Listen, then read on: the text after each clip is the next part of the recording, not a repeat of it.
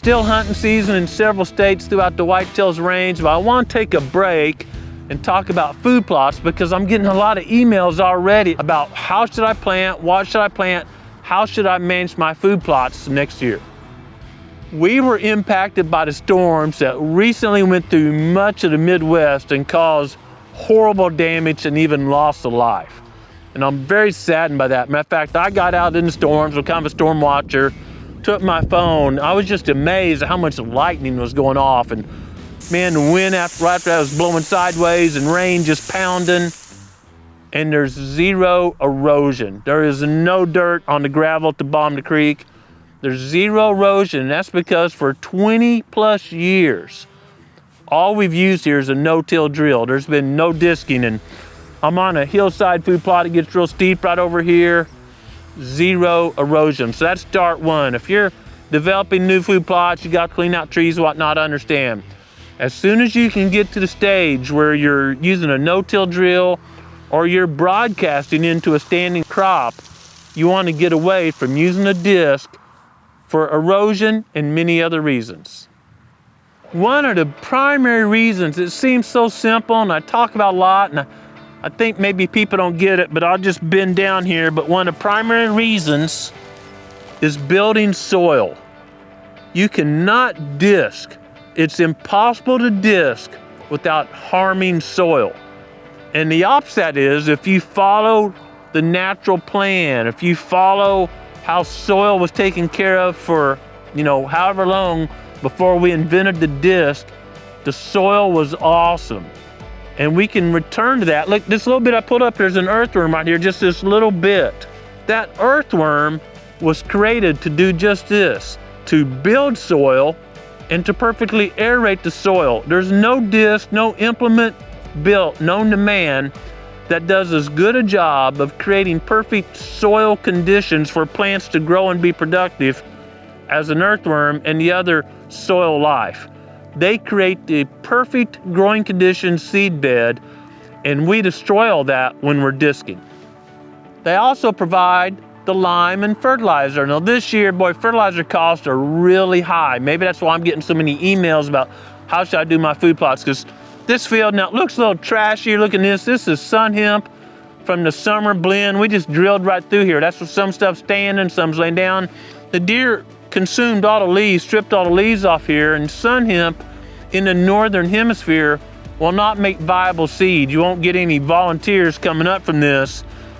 The reason sun hemp was in here, it's a tremendous legume. And on a full crop, this is just part of a blend, but on a full crop, NRCS and other groups have shown that it will produce about 200 pounds of nitrogen per acre. Remember that the air we breathe is more than 70% nitrogen.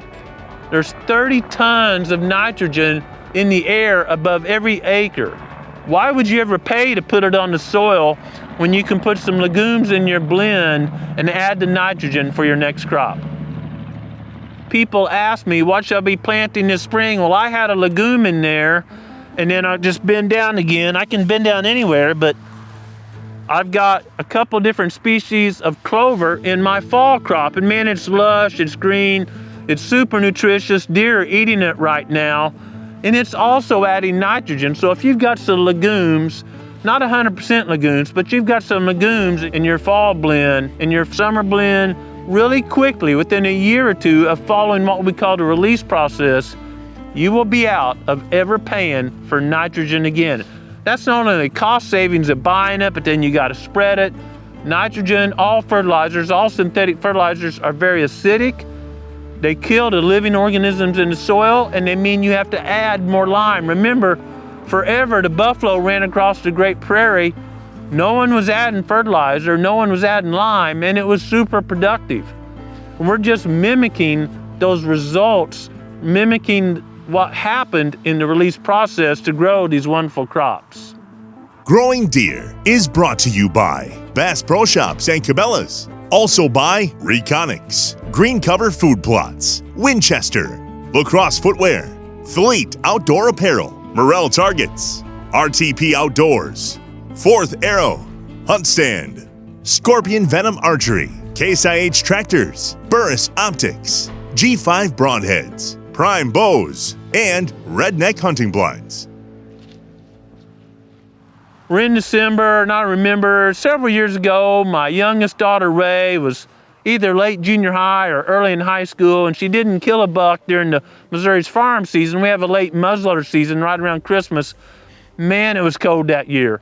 And she would hunt in this field because several bucks were coming out in this field. Every afternoon she got here, I mean, it was cold, like 15, or her hair would freeze. Ray has long hair. She'd take a shower to go hunting, it'd freeze out here. And at that end of the field, I had patterned a bunch of bucks coming in, and Ray ended up tagging a really good buck out of here. But when I look back at that footage, the 4-H is lip high. And as I've continued and improved this soil without adding any lime or fertilizer, just really good blends of crops, and using a no-till drill, here we are in December. Man, it's lush. There's more food out here than deer can eat, and it's growing. And I just showed you an earthworm. The soil with all this life in it stays warmer than it used to, so the plants will grow even when it gets colder. We've been down cold, but plants are still green and growing, and the worms are still active, adding fertilizer every single day, 365 days out of the year. The magic of blends are that, the sun hemp and the milo, you can see the results of, were great during the warm season. We just drilled right through here, and now we've got small grains, cereal rye, wheat, and oats, a couple of species of clovers, brassicas. You want to have several families in whatever you're planting. So brassicas would be a family, sun hemp is a legume, clover's a legume, alfalfa's a legume, turnips, radishes, in the summer collards or brassicas, milo is a grass. You want different families because those different families feed different microbes or organisms in the soil. And when you have them all working, that's the ideal situation. We talked a lot so far about what's going on below the soil, but when you have all those different plants, there's something that attracts and feeds deer throughout the year. So, it's kind of a nice day. My coat's not too heavy today. Deer are probably loving these greens and eating the clover, high protein. These living proteins, high quality stuff, are much better than anyone can grow, dry, harvest, put in a bag, someone else buys it, processes it, puts a fancy picture on there, and then retails it. That's not bad, but it's not as good as what's growing. You just can't do better than what's out here. And deer are what's called diet balancers. They're not gonna just eat one thing. They're gonna balance what their body needs. Like, I could sit down with a pan of fudge right after Christmas dinner and eat only fudge all afternoon. That's not balancing my diet. Deer are much smarter than humans when it comes to that, and they eat a bunch of this clover, which is super high in protein, but they need some grains in the winter. They're eating these milo heads I see browsed on. They're gonna select what they need to get the perfect diet if it's available. If you planted a monoculture, all clover, all winter wheat, something like that, there's no chance that plot anyway is going to allow deer to balance their diet. Using blends and not disturbing the soil allows you to take care of the critters below the ground, what a lot of people call the underground herd, which is super important. And if you have a healthy underground herd, you have a really healthy above ground herd. If you'd like to see this, you want to touch it, feel it, and really go in deep, we're going to host a field event during late March. I don't know all the details yet, but kind of be thinking that last Friday and Saturday in March.